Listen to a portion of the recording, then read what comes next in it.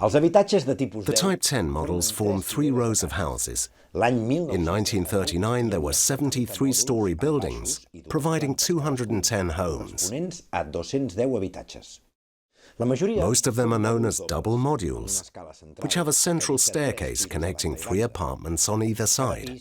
Each 65 square meter apartment has living room, kitchen, and 2 bedrooms.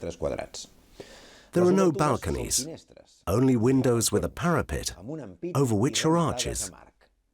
The original shutters made of wood were among the most distinctive elements in the village. Today, however, only the Ampans building sports reproductions of those original shutters.